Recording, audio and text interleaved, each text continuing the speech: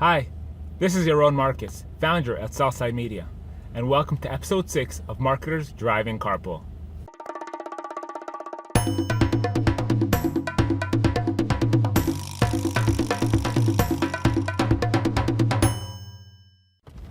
Hey folks, so today we're going to be speaking about haggling in business. So as a business owner or a manager, you're always dealing with vendors, you're buying stuff for the office, buying stuff for that you're going to be reselling, whatever the case may be. And it's second nature for people to always try to get the best possible deal, to haggle, to negotiate. But you do pay a price when you're always negotiating, you're always trying to get the best possible deal. And the price that you pay comes in two forms.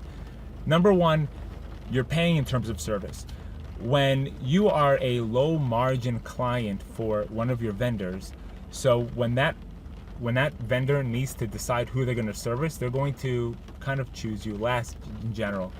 As an example, if you have an IT vendor, if you have an IT consultant, and it's the end of the day or it's the middle of the day and your internet goes down, your router breaks, and you call upon them and say, I need a service call, you got to come right now. I've got an office full of people and nobody can work. But he only has time to deal with one client, and the other client is paying a better rate than you are. They're more profitable. They didn't negotiate them down to the last penny the way that you did.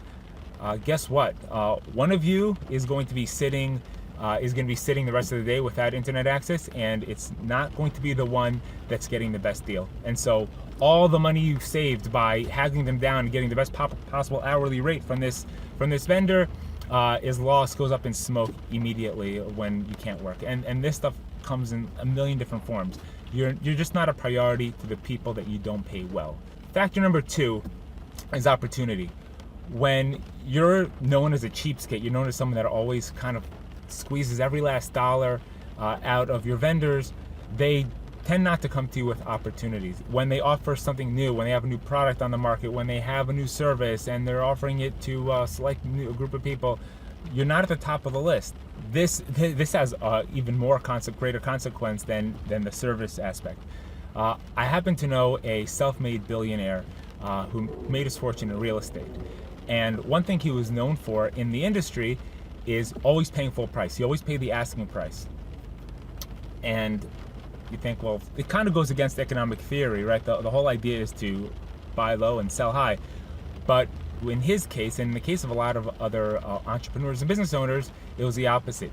Because people knew that he wasn't going to haggle, he got the best deals. People would come to him from all over the place, and he was in real estate, come from all over the place saying, I have an opportunity, there's a piece of property, just went on the market in an up-and-coming neighborhood. It's an apartment, it's a building, it's an office, whatever the case may be. And he was always given these offers. He got first crack at any new deal in the areas that he wanted, because people knew he was going to be easy to deal with. They knew he wasn't going to be asking you to come down 30% of the price. He said, okay, what's your asking price? Okay, sign now and we're good. And he paid full price, but it made up for it in the long term because he got all the best offers. And that's going to happen to you only if you're known as someone that is good to deal with and someone that isn't going to try to negotiate every single time that you said that you're given an offer. So that's my advice. Now, that's not to say that you should always pay top dollar for everything, but I think obviously you're all very smart, and you can use your better judgment to decide when you should negotiate and when you shouldn't. But it's just something to think about. Take care.